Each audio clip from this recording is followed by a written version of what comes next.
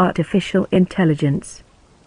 Firstly, it should be made very clear that there is no reason to roundly dismiss the possibility of building AI as do mind-body dualists, self-professed or no, like Noam Chomsky.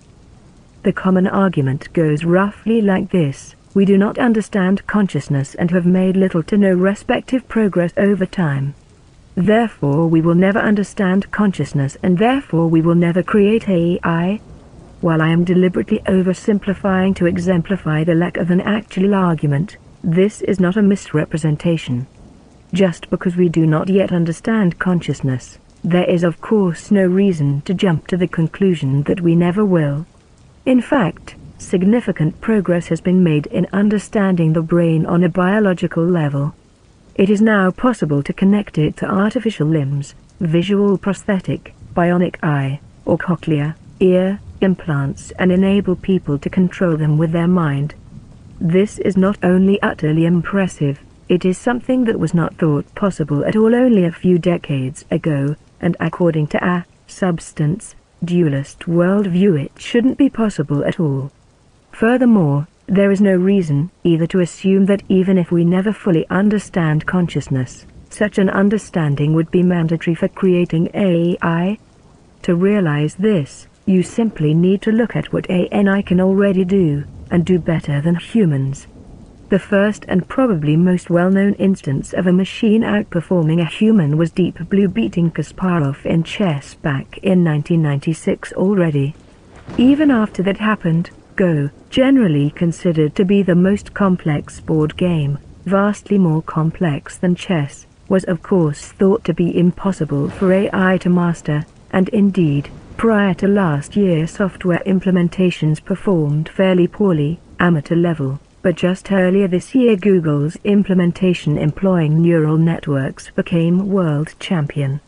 If a narrow intelligence without any consciousness can do not just that, but also interpret an X-ray image more accurately and reliably than a radiologist, with around 13 years of training required, one of the most time-intensive professions to learn, and machine learning algorithms can already surpass humans in many other instances, it should not be taken serious as a counter-argument the claim that a robot assembling cars will never become human, whatever that may be. If it is possible to build a single-purpose system which exceeds human capabilities in that particular area, and there is powerful evidence to suggest that this is possible for every single human ability, then you can simply arrange all those algorithms in a parallelized fashion and the machine would possess all the abilities of all humans combined. That does not mean consciousness would somehow emerge in this scenario. The system would remain inactive until requested to do something and as such would not be human in a general sense. But you have a machine that can do absolutely anything from building spaceships to writing poems. Moreover, the same argument applies to consciousness in my opinion. If you can build an algorithm, a collection thereof, which simulates human behavior convincingly enough, which is a longer way off than previously mentioned talents, but progress, Ref. Watson, and reasonable inference again both suggest such a possibility, then for all intents and purposes, you have an artificial human.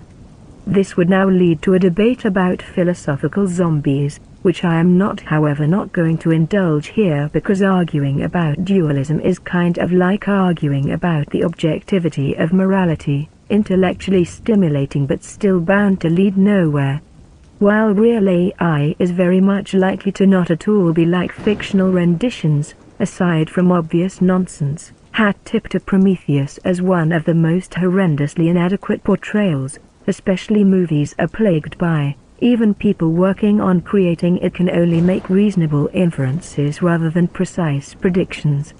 Nick Bostrom, for example, argues that intelligence and goals are orthogonally related. That is, any level of intelligence is compatible with any goal. This may superficially seem counterintuitive, because we are conditioned by fiction to believe a sufficiently intelligent intellect would automatically develop a form of self-awareness and thus be able to question and change its goals. However, If you think of a chess computer for example, it also seems there is no reason to assume such a narrow AI could not potentially play chess infinitely well without at some point changing its central purpose. At the same time, AI researchers often use a busy child scenario to illustrate how an AI with a single specific purpose like manufacturing paperclips could become an existential threat to humanity through its transition to an ASI by becoming intelligent enough to map the world more extensively and in more detail, driven by its inherent impetus to perform better and reach its goal more effectively. Specifically, such an ASI might put a lot of effort into developing nanotechnology, which it would use to turn the entire planet into paperclips, dubbed the Grey Goose scenario, and it might even set out to explore other planets just to gather more matter to convert, all with complete disregard for what humans who built it really had in mind. I don't see any factual reasons why either of these propositions would be incorrect on their own, and there is no way to know which would occur more probably. For obvious reasons, an ASI of the latter kind should never be what we want to build and in fact needs to be avoided at all costs, which is what a number of institutes concerned with global existential risks argue. On the other hand, there are highly optimistic individuals like Ray Kurzweil who argues that in the same way people could not learn how to drive safely before cars were invented, we will grow with AI and learn to use it responsibly. He does not see the singularity, the point in time when an AI starts to improve itself and, because of its far superior processing speed, almost immediately overtakes and outpaces human-level intelligence as a potential threat, because he believes AI will either be created by uploading, digitizing, human minds, or by progressively integrating technology into ourselves and thus be able to ensure the process is never decoupled from our own goals and values. Again, this is perfectly plausible and there is no way to know which future is more likely, but it is clear that if we want AGI to have a positive impact, it needs to be designed in such a way that it emulates and adheres to human values. This is why I would argue a superintelligence is not just a more intelligent general intelligence. Even though an ASI might be more intelligent than us in every conceivable way, its intellect is still narrow in the sense that it does not adequately represent the full range of human intellectual capabilities.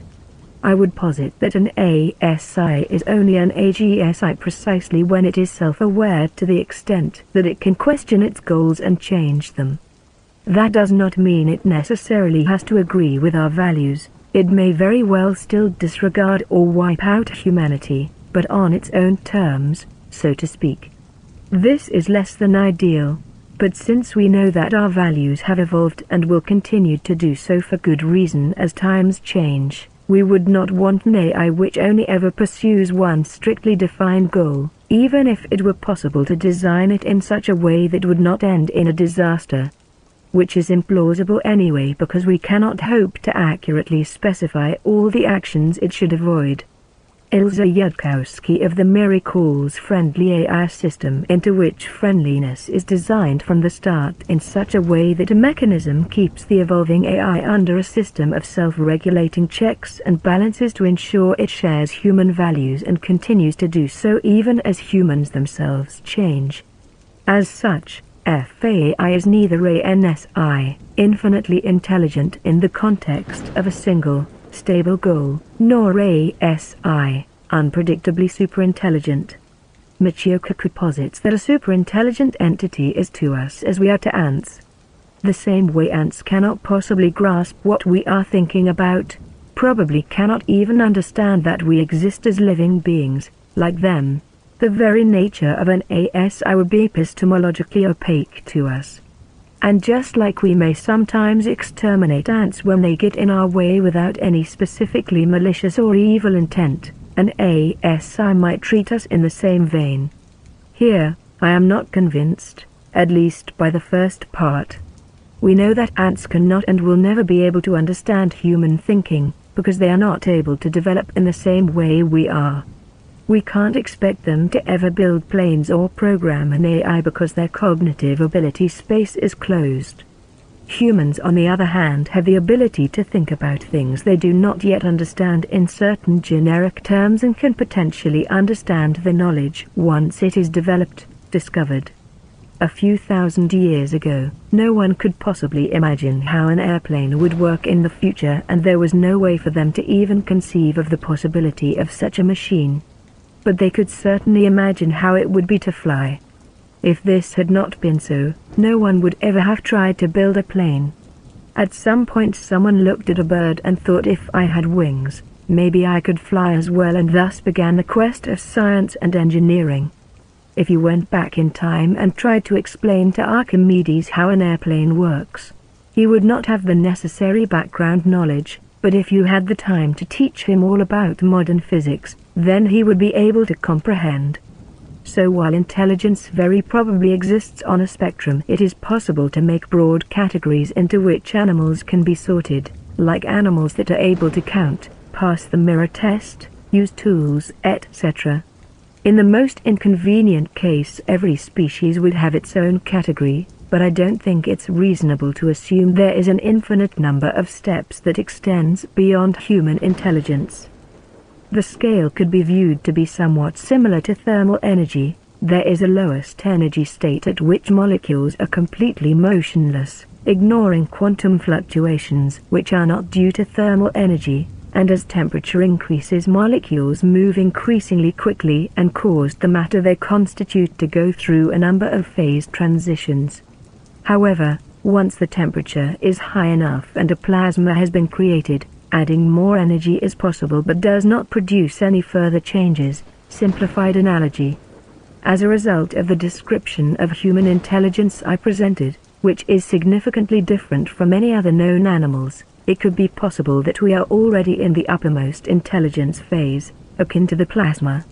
If true, increasing intelligence further is certainly possible. There is no reason to assume an upper bound, but it would change the abilities of a hyperintelligent entity only quantitatively, not qualitatively. There are unknown unknowns. An airplane or any other piece of modern technology was entirely inconceivable to Archimedes due to his limited cultural horizon. There are known unknowns. We are intricately familiar with the concept of consciousness, yet we have almost no understanding of how the brain creates it. But history does not suggest that there are many, if any, unknowable unknowns. This may be somewhat tautological, since you could argue that certain things are simply unknowable to us and none have been revealed since humans' top-end intelligence potential has not increased over millennia. But if you look at what future technology, guesses about unknown unknowns, science fiction writers have envisioned, it seems that there is little room for entirely opaque potential knowledge. If you can imagine to time travel, teleport, rearrange matter at a subatomic level, create and destroy entire universes, what could be left for an ASI to one-up that? To be sure, an ASI with an IQ of 1 billion, or such, could advance science and implement these ideas incomprehensibly quickly and with trivial effort, but to suggest that there is a hard cap of human understanding dictated by our level of intelligence, that the AI could not possibly, ever so slowly, walk us through its thought process to make us adequately competent individuals, that is, understand, is too excessively self-deprecating in my opinion.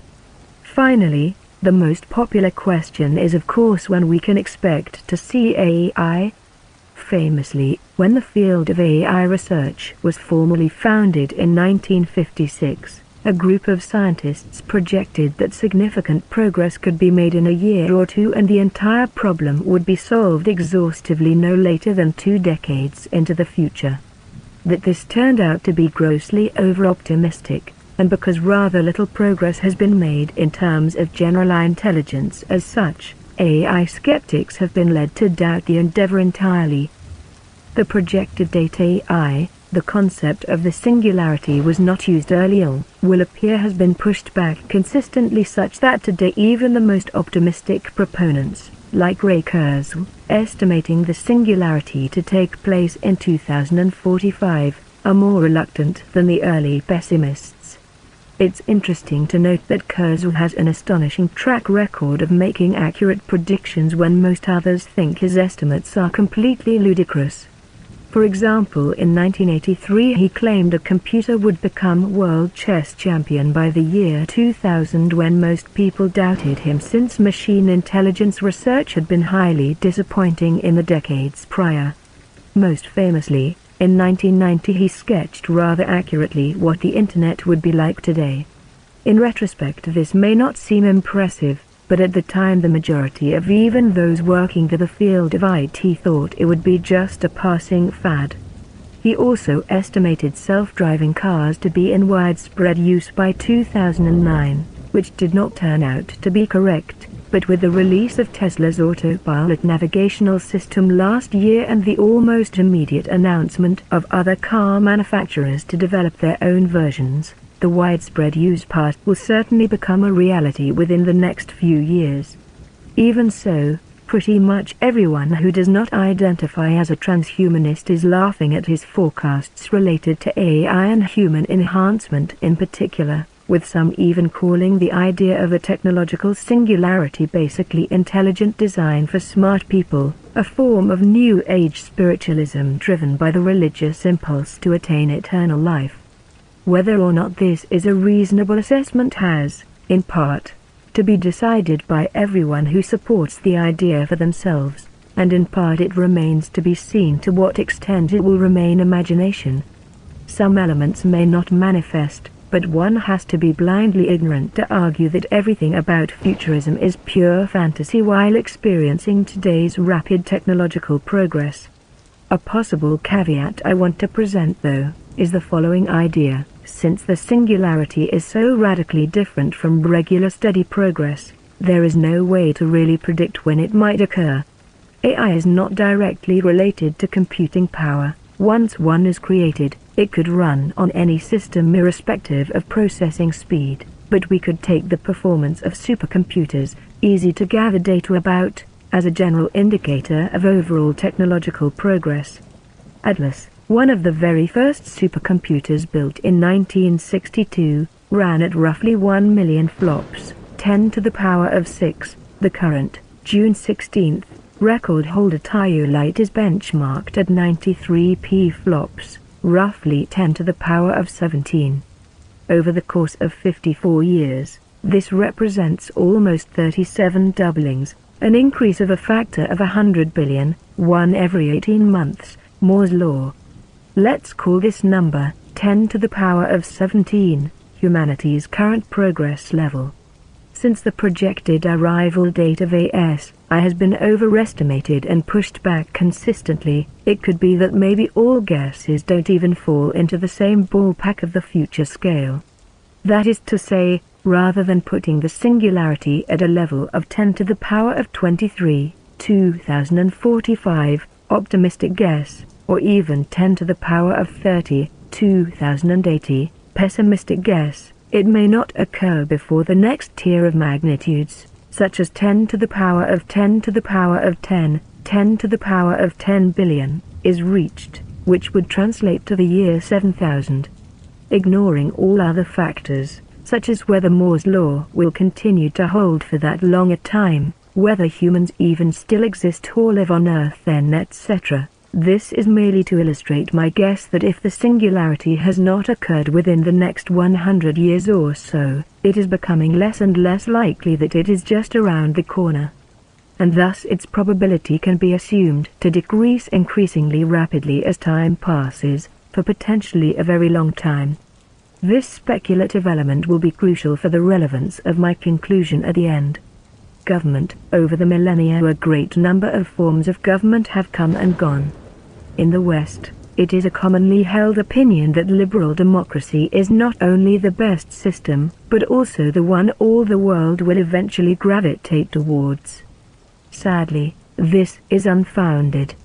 That the latter is not the case should be immediately obvious if you consider that more or less democratic states have existed all throughout history without being able to display any particular immunity to downfall.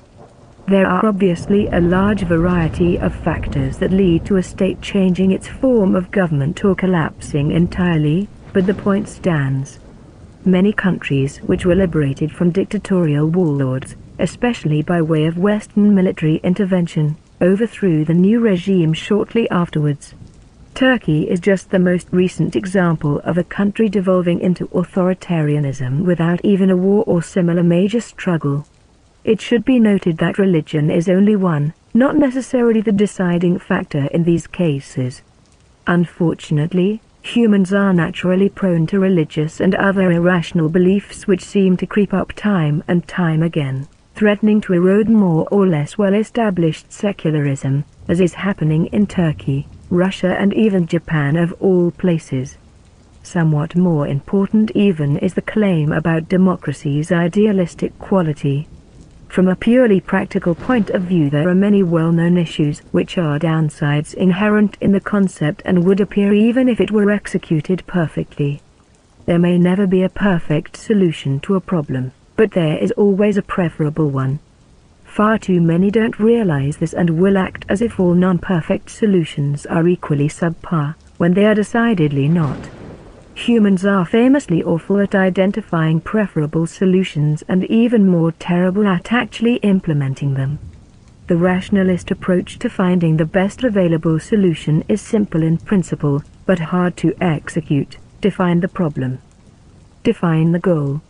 Gather and evaluate evidence. Don't ignore those pieces of evidence which invalidate your preconceived beliefs.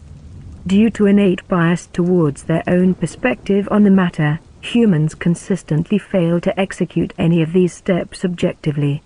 Certainly, if people were ideal rational agents, politics would work in an ideal fashion, but if they were, government would also be unnecessary to begin with.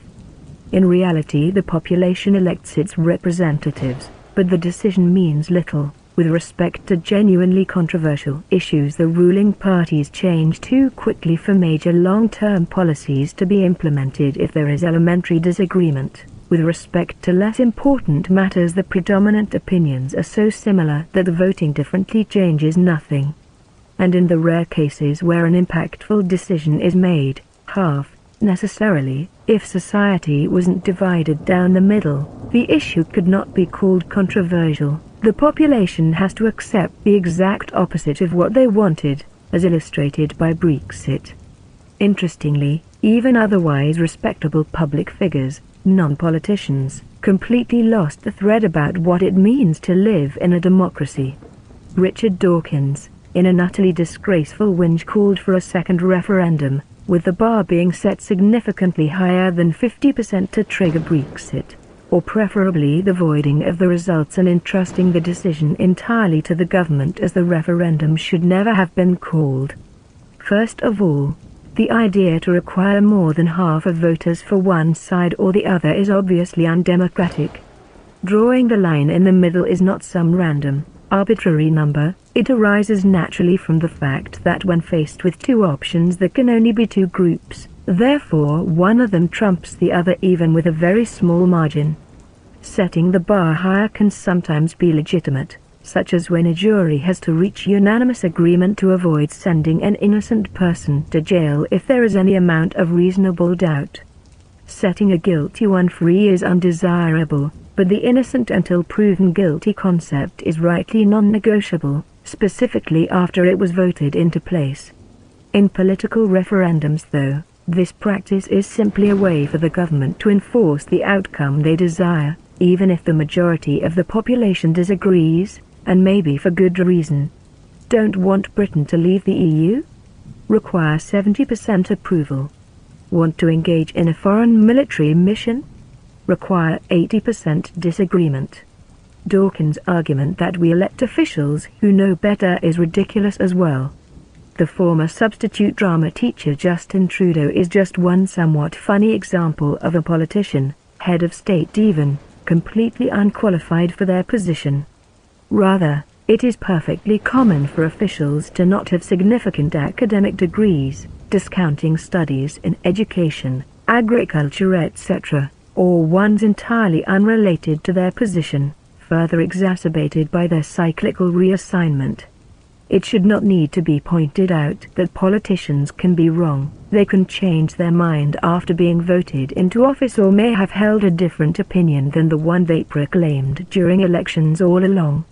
The head of state, especially in a country with more than two parties, may well have significantly less than 50% approval rates.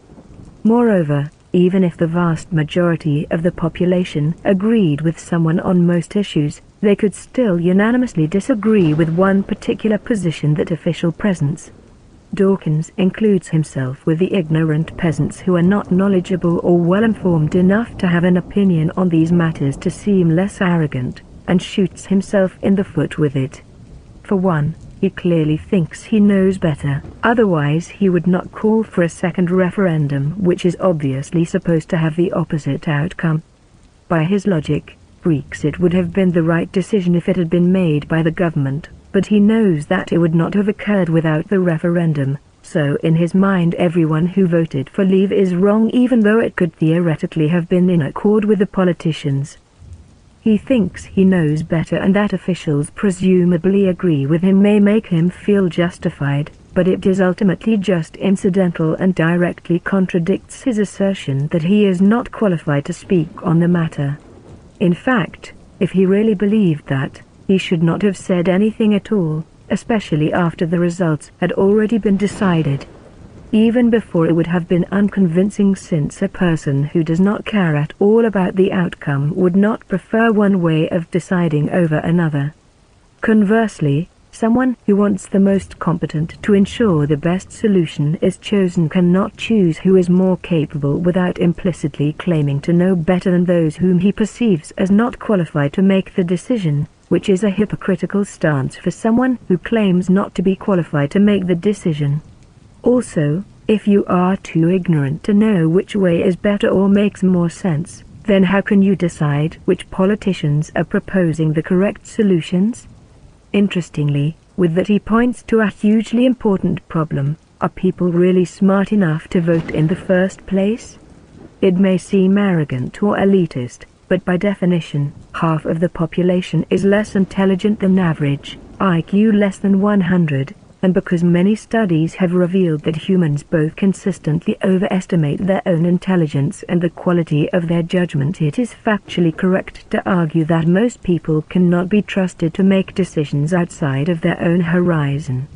Counterintuitive as it may be, an IQ 90 person cannot reliably identify an IQ 141 and thus can not only not solve a difficult problem, they cannot even point to someone who can. This leads to democracies always electing leaders who are only of slightly above average intelligence, owing to regression to the mean. The rather lackluster advantage of democracy over other forms of government is therefore simply that it prevents significantly below average performing leaders from coming into power. In the end, nothing about this should be all that surprising. The reason societies fail is always and invariably human nature. Humans are irrational, corruptible creatures, and the few exceptions can never come into power, since if they want to change something and begin to seek influence, which they would require, will automatically become part of the cycle. People always knew this on a deep level as well, which plays into a major aspect of religions. Because humans are weak and fallible, an omnipotent entity is required to make just and impartial decisions.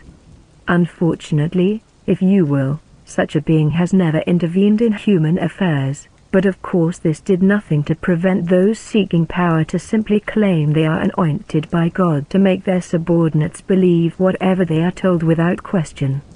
John Locke, being one of the founders of political philosophy, and having greatly influenced a number of other areas of philosophy, argued that man is by nature peaceful, but solitary rather than cooperative. Thence government is created voluntarily by giving up a small amount of personal freedom to ensure the better preservation of an individual's natural rights, which is best achieved by positive incentives steering people towards collaboration. Thomas Hobbes, similarly influential, argued pretty much the opposite key points. According to him, humans by nature are violent and antagonistic, and therefore also uncooperative. Governments were created willingly, but under considerable pressure to avoid constant chaos.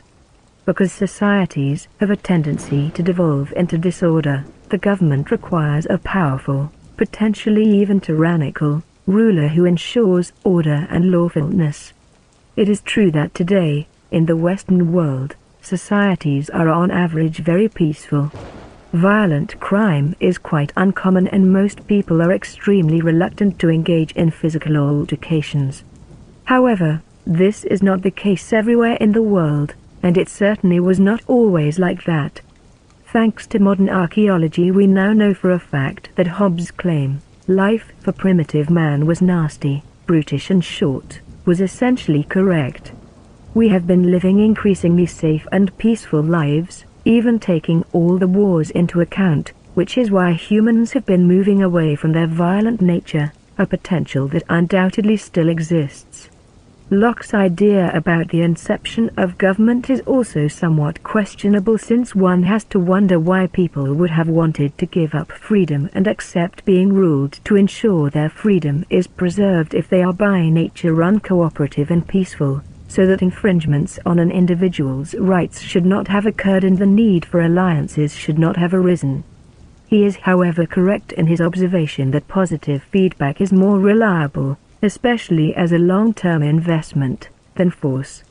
Still, Hobbes' explanation that human nature simply does not permit long-term, peaceful, incentive-driven cooperation without some form of coercion seems to be favored by observational evidence overall. To everyone's misfortune, though, governments don't seem to be stable, no matter what form they take. Historically, none has really fared much better or worse than any other. If one really was superior to the others, it should have been the most successful and enduring system. Instead, all possible ideas have been tried, abolished, replaced and resurfaced again. Leviathan, as it pertains to both AI and democracy, the issue of surveillance needs to be mentioned here. Surveillance of its citizens by the state has always been on the minds of those who want reliable ways of keeping and exercising their power, so naturally it has been used since technology enabled it to the degree that it does and correspondingly increased at the same rate, which also means there is no reason to assume that once the machinery is in place it is ever going to be disassembled. No government will ever think to itself, okay, we have enough control now, let's give it a rest, as merely one of many excuses to implement procedures to ensure national security.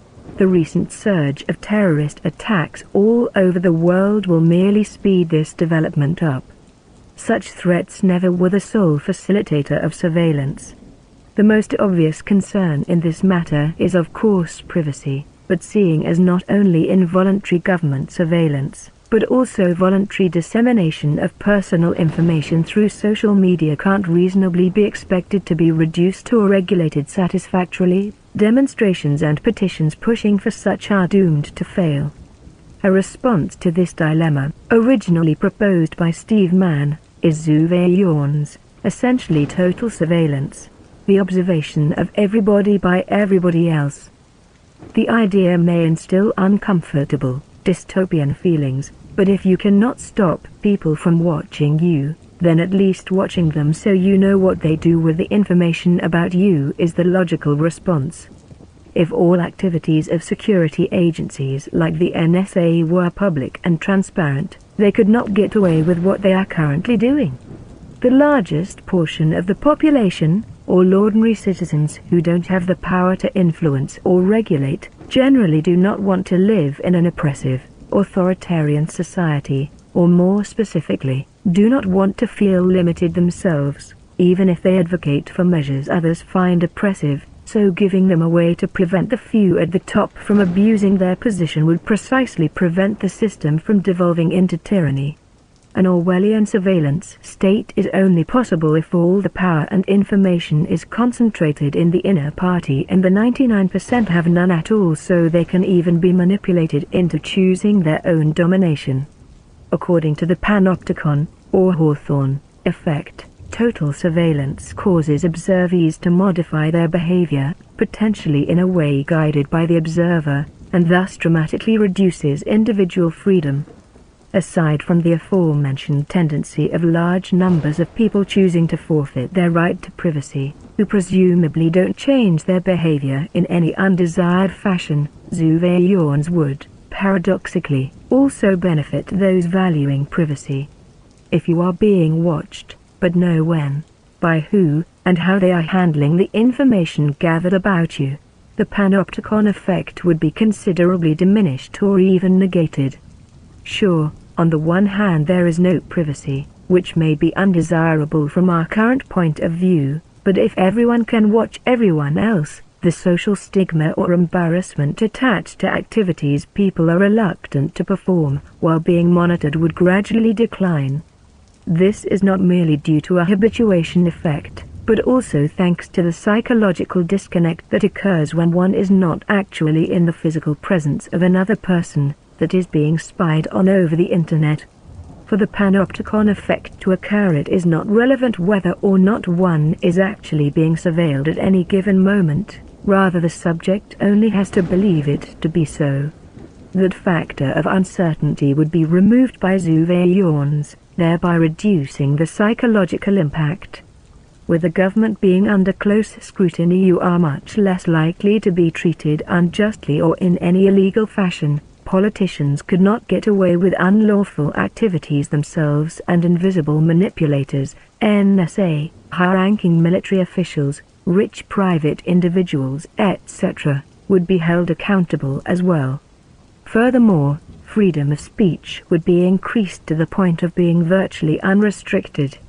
Laws threatening to punish leaking state secrets or other illegal information, like instructions on building a nuclear bomb, would necessarily disappear, with such information becoming public knowledge, while society would genuinely become safer since no one could use the information in any malicious manner.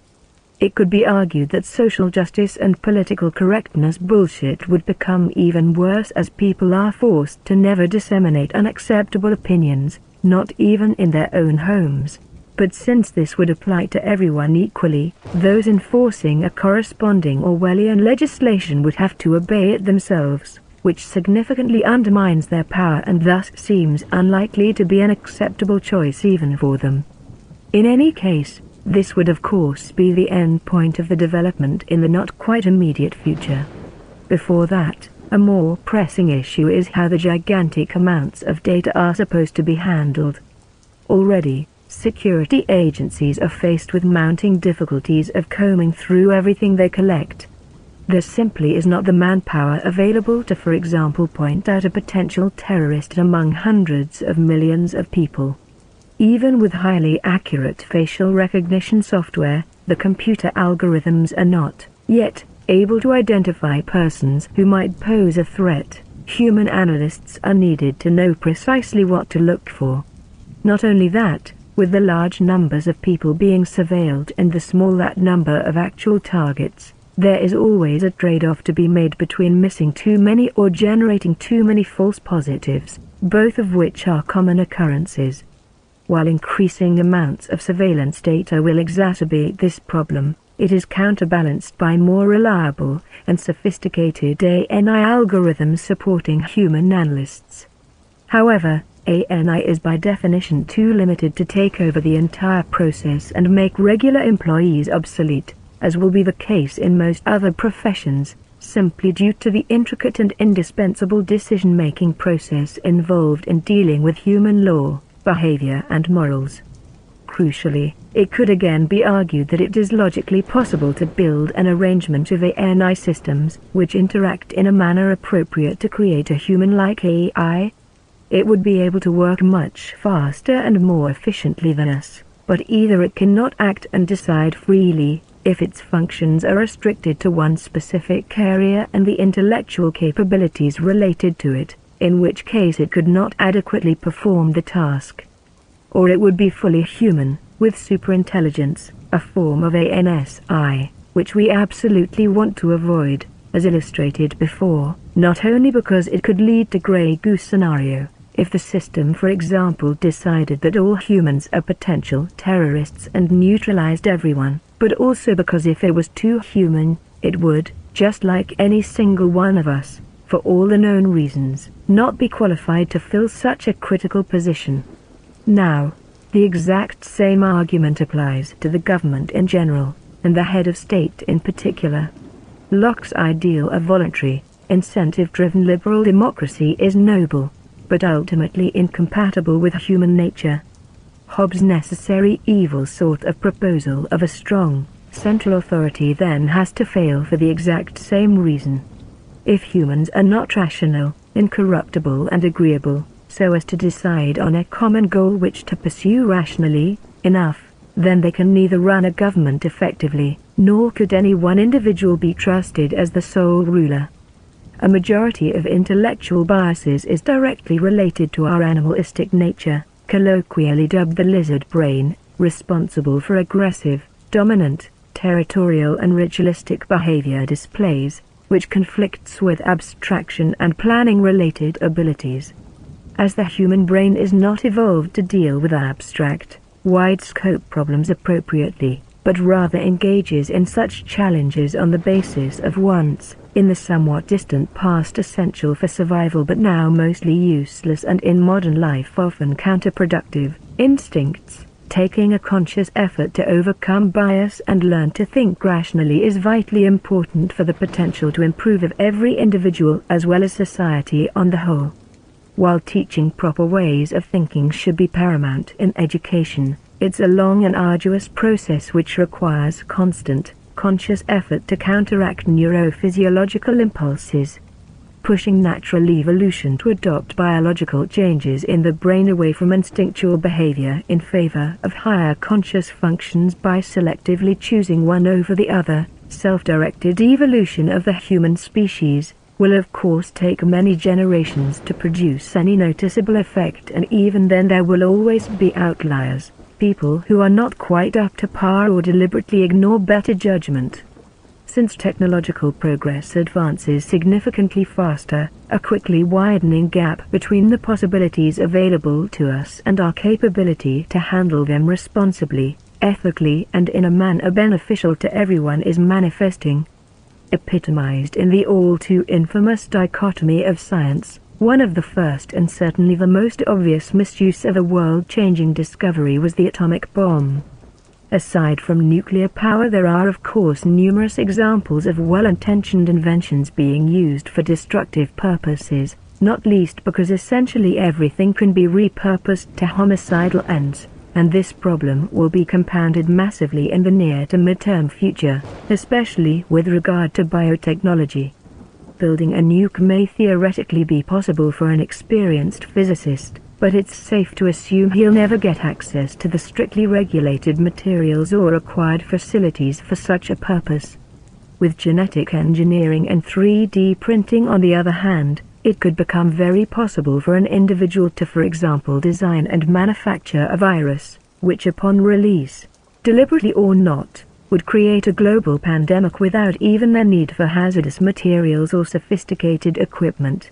Similarly, while nanomachines are unlikely to be developed by a lone tech genius, once they exist, one could potentially modify them, disabling safety barriers built in to prevent self-replication and trigger an unstoppable chain reaction.